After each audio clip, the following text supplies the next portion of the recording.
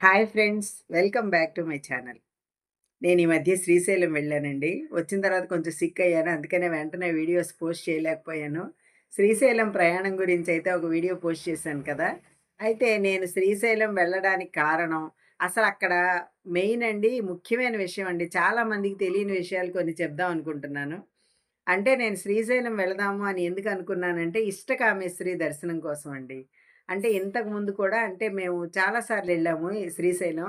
కానీ ఆ అమ్మవారి దర్శనం అయితే కాలేదండి. అప్పుడైతే జీపులు మామూలుగానే ఆహ్, కొ శ్రీ శ్రీశైలంలో మనం దర్శనానికెళ్ళే ఆ కార్నర్‌లో అనమాట. దర్శనానికెళ్ళే దానికి ఒక సెంటర్ ఉంటుంది. ఆ సెంటర్‌లో నందీశ్వరుడి గుడి ఉంటుందండి. లోపల నందీశ్వరుడు మాత్రమే ఉంటారు. ఆ గుడి దగ్గరే జీపులు ఆగేవన్నమాట. అక్కడికెళ్ళి మనం ఇలా వెళ్తాము అనంటే ముందు రోజు ఎళ్లి చెప్తే తీసుకెళ్ళేవారు. అట్లా జరిగేదండి. ఇప్పుడైతే ఆ సిస్టమ్ లేదు. అప్పట్లో మేము ట్రై చేసినప్పుడు కూడా ఏమైందంటే అండి, ఇష్టకామేశ్వరి దర్శనాలు లేవప్పుడు. అప్పుడు జీపులు వెళ్ళట్లేదు అన్నారు. వర్షాలు పడ్డా కూడా ఆగిపోతుంది. ఎందుకంటే అండి, నల్లమల ఫారెస్ట్ లోపల నుంచి అడవిలోంచి వెళ్ళాలి కదా!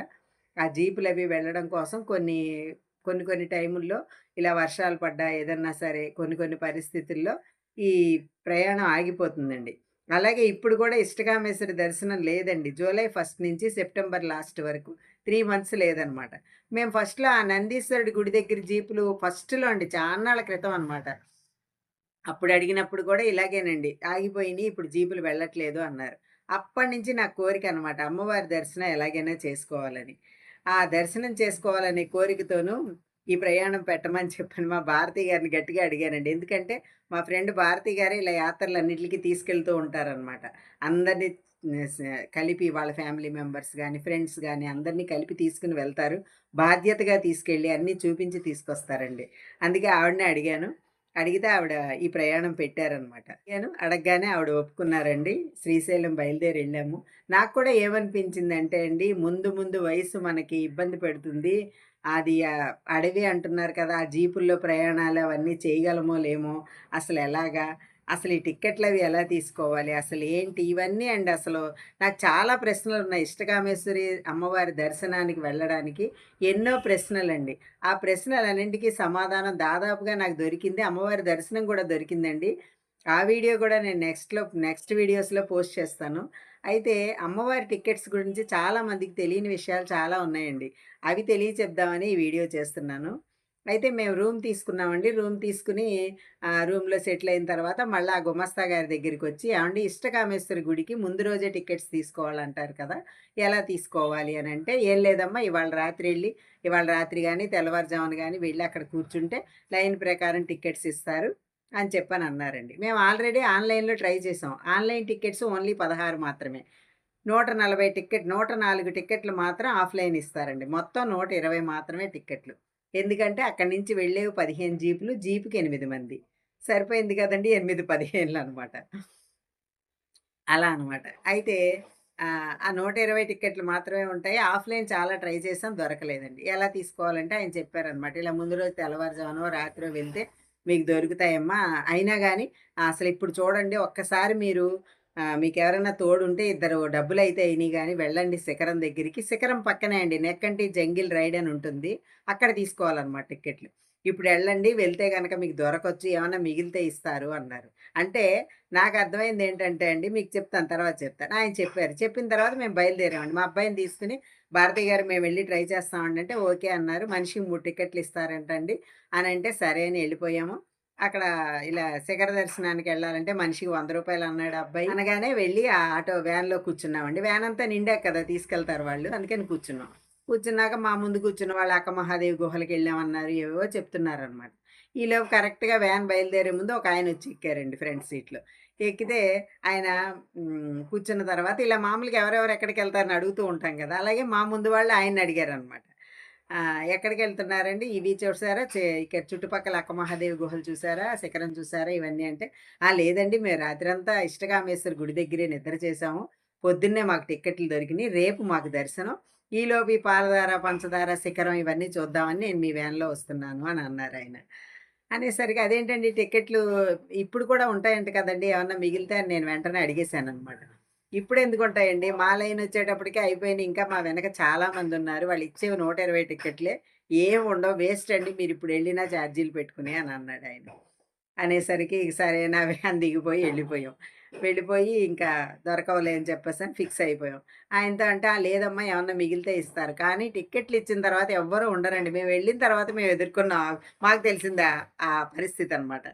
మేము రాత్రి 9కి బయలుదేరామండి. అసలు ఆ శిఖరంకెళ్ళటానికి ఆటోలు గానీ, వ్యాన్లు కానీ ఏమీ దొరకలేదు. ఒక ఆటోని ఎలాగోలా పట్టుకుని వెళ్ళామండి. 9కి బయలుదేరితే ఆహ్, ద ఎక్కడండి దాదాపు 10 కిలోమీటర్ల దాకా ఉంటుంది దూరం శిఖరం. ఆ శిఖరం పక్కనే నెక్కంటి జంగిల్ రైడ్ అని ఉంటుందనమాట. కొంచెం పైకి ఎత్తుగా ఇలా వెళ్ళాలనమాట. ఇలా వెళ్తే అక్కడ చిన్న అదేనండి కౌంటర్‌లాగా ఉంటుంది. మళ్ళీ చుట్టూనేమో లైన్స్ ఉంటాయనమాట. ఒక 2 లైన్స్ ఇలా ఇలా తిరిగి ఇలా వెళ్ళేటట్టు ఉంటాయనమాట. 2, 3 లైన్స్ అనుకోండి. అక్కడే అనమాట. చాలామందండి క్లాతులు కట్టేసారు ఇలాగ. ఇలా లైన్‌లుంటాయి కదా! ఆ లైన్‌లకి క్లాతులు కట్టేసారు పొడుగ్గా. మనుషులు లేరు గానీ క్లాతులు కట్టేసారు. కొంతమంది మనుషులైతే ఉన్నారు. ఏంటండి ఇదంటే, ఇలా క్లాతులు కట్టుకొని ఎళ్లి పక్కన ఎక్కడైనా పడుకొనొస్తారు అని చెప్పనన్నారు. ఆ పక్కనే గుడారం లాంటిదుంది. గుడారంలో కూడా చాలా మంది వెళ్లి పడుకున్నారండి. 2 దుప్పట్లు తెచ్చుకోవాలండి. ఒక దుప్పటి కిందేసుకొని పడుకోవడానికి, ఒకటి కప్పుకోవడానికనమాట. అంటే గుడారంలో పడుకుంటే, మనం వేరే ఏ టవల్ లాంటిదో తెచ్చుకొని అక్కడ కట్టుకుంటే. లేదు మేమేం తీసుకెళ్ళలేదండి. అందుకని పాపం నాతో భారతి గారి చెల్లెలొచ్చారు ఇందిర గారు. ఆవిడైతే ఆ మట్టిలోనే పడుకున్నారు దుప్పటేసుకొని. అంటే ఆ కౌంటర్ దగ్గరే పడుకున్నారు. నన్ను ఆ లోపలికెళ్ళమన్నారనమాట. అంటే అందరూ లోపలికెళ్ళొచ్చు. ఏదైనా క్లాత్ కట్టుకుంటే వెళ్ళొచ్చనమాట. లేకపోతేనండి అక్కడున్నోళ్ళు కూడా దబాయించేస్తారు. టికెట్లు తక్కువ కదా! మాకే, మాకే అన్నట్లుగా అనమాట. మనిషికైతే 3 టికెట్లు ఇస్తారండి. అయితే మాతో పాటు ఒక డ్రైవర్ గారొచ్చారు. Auto driver. ఆయనైతే లెక్క పెట్టేసి మీకైతే రావమ్మా టికెట్లు. ఎందుకంటే ఇక్కడి దాకే వస్తాయి. ఇక క్లాతులు కట్టిన వాళ్ళవి అన్నీ లెక్క పెడితే మీ ముందు వరకే వస్తాయి టికెట్లు. వాళ్ళకి కూడా ఒకళ్ళకి రావడం కష్టమే. మీ దాకా అయితే రావు అన్నారు. కానీ భలే నిరాశ అనిపించిందండి. ఎందుకంటే అంతవరకు ఉండి అంటే నైట్ టైమ్ అనమాట. ఆయనొచ్చి చెప్పేసరికి 11 ఎంతో అయింది. ఆ టైంలో ఎటు వెళ్ళలేం కదా! అటు ఎళ్ళలేము. ఇటు రాలేము. ఆ టైంలో ఏమి వెహికల్స్ ఉండవు. ఏం చేయాలి మాకు కూడా అమ్మవారి దయ. ఆవిడ మనకి దర్శనం ఇవ్వాలి అనుకుంటే దొరుకుతాయి. లేకపోతే లేదు అనుకుని ఫిక్స్ అయిపోయామండి. ఇంకా అలా నిర్ణయించుకున్న తర్వాత అక్కడే ఉండిపోయామండి. సరే ఏదైతే అదే అవుతుంది. అమ్మవారు మనకి దర్శనం మనకి అదృష్టం ఉంటే కలుగుతుంది. లేకపోతే లేదు అని చెప్పారు. అయితే అండి మా భారతి గారి చెల్లయితే ఓ మాట కూడా అన్నారు. ఆ మాట కూడా నేను మర్చిపోలేను. ఆవిడన్నారు, "ఒకవేళ ఇవాళ దొరకలేదనుకోండి ఇక్కడే ఉండిపోదాం." మరెలా అండి మొహం కడుక్కోలేదు, ఏమీ తినలేదండి. "ఏం అక్కర్లేదండి తినకపోయి అమ్మవారి దర్శనం అందుద్ది కదా!" అన్నారు. నిజంగా ఆవిడ సంకల్పం కూడా నాకు గొప్పగా అనిపించిందండి. నేను ఇన్నేళ్ల నుంచి చూద్దాం అనుకుంటే ఆవిడ కూడా అంత గట్టిగా అనుకోవడం నాకు చూసారా సంకల్ప బలం అంటారు అలా అవుతుందండి. అయితే ఆ లైన్‌లోనే అలా ఉండిపోయామండి. తెల్లారే వరకు అనమాట. అంటే నేనెళ్ళి కాసేపు ఆ గుడారంలో పడుకున్నానండి. మేము దుప్పటి ఒకటే పట్టుకెళ్ళాం కాబట్టి బాగా విపరీతమైన చలనమాట. పడుకున్నామంటే నిద్రపోయామని కాదు. మళ్ళీ గబగబా 5కో, 4కో లేచొచ్చేసాము. ఈ లైన్‌లోనే ఉన్నామండి. ఉంటే మా ముందు ఫస్ట్ 3కే వచ్చారటండి. మధ్యాహ్నం 3కి వచ్చినోళ్ళకి ఫస్ట్ దొరికినాయండి టికెట్లు. నిజంగా చాలా విచిత్రం అనమాట. ఆయనన్నారనమాట ఏమనంటే, "అమ్మ మీకో 3 టికెట్లు నేను తీసి పెడతాను. పెద్దవాళ్ళు ఇద్దరు వచ్చి అలా ఉండిపోయారు. నేను వాళ్ళ భార్యాభర్తలొచ్చారనమాట. వాళ్ళకన్ని అక్కర్లేదేమో." అందుకని వాళ్ళన్నారండి. అంటే మిగతా లైన్ వాళ్ళు కూడా ఒప్పుకోలేదనమాట. "ఏంటి వాళ్ళకి తీస్తే మావి కట్ అయిపోతాయి గదా! మాకు టికెట్లు తక్కువొస్తాయి గదా! అలా ఒప్పుకోము మేము" అని చెప్పేసారు. మీకు గనక వాళ్ళు టికెట్లిస్తే మేము చింపేస్తామనండి. అసలు నిజంగా వాళ్ళు సేవకొచ్చారటండి. లైన్‌లో వచ్చారనమాట ఒక అరడజను మంది. వాళ్ళెంతమందికో తీసుకొని ఒక్కొక్కళ్ళకి 3 చొప్పున ఆరుగురొచ్చారండి. 6 మూళ్ళు 18 టికెట్లు మాకు కావాలన్నారు. వాళ్ళెలా మాట్లాడారంటే, "మేము చింపేస్తాం మీకు వాళ్ళు టికెట్లిస్తే" అని చెప్పనన్నారు. అలాంటిది ఎట్లాగో అట్లా అండి. ఆ లైన్‌లోనే అలాగే నించున్నా. కానీ అమ్మ నువ్వు చింపేస్తానని నెగెటివ్ మాట్లాడకు. దొరికితే దొరికితాయి లేకపోతే లేదు అన్నాను నేను. సైలెంట్‌గా ఇంకా అలా ఉండిపోయామండి. పొద్దున్న 8కి కౌంటర్ తెరిచి టికెట్స్ ఇచ్చారండి. ఆ టికెట్స్ ఇచ్చినప్పుడు ఆయన మాకు సపోర్ట్ చేశారండి. ఆయనకి ఎక్స్‌ట్రా అక్కర్లేదు కాబట్టి మాకో 3 టికెట్స్ ఆయన తీసి పెట్టారు. మాకు దొరికినాయండి. లేకపోతే దొరికేవి కాదు. ఆ 3 టికెట్లు దొరకడం వల్ల మేము దర్శనానికెళ్ళగలిగాం. అయితే ఇక్కడ ఇంకో విశేషం ఉందండి. ఏంటంటే ఇప్పుడు ఇవాళ టికెట్లు తీసేసుకున్నాం అనుకోండి. మర్నాడు 8కల్లా మనం అక్కడ ఉండాలి. ఉంటే వాళ్ళు తీసుకెళ్తారు అమ్మవారి దర్శనానికి.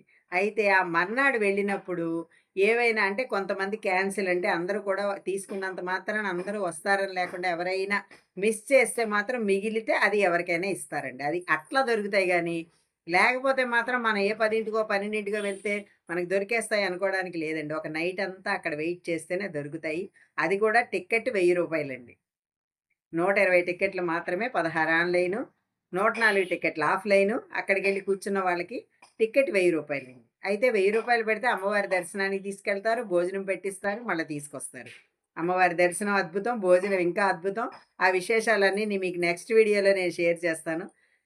ఇష్టకామేశ్వర అమ్మవారి దర్శనానికెళ్తే మాత్రం ఇలా వెళ్ళాలండి.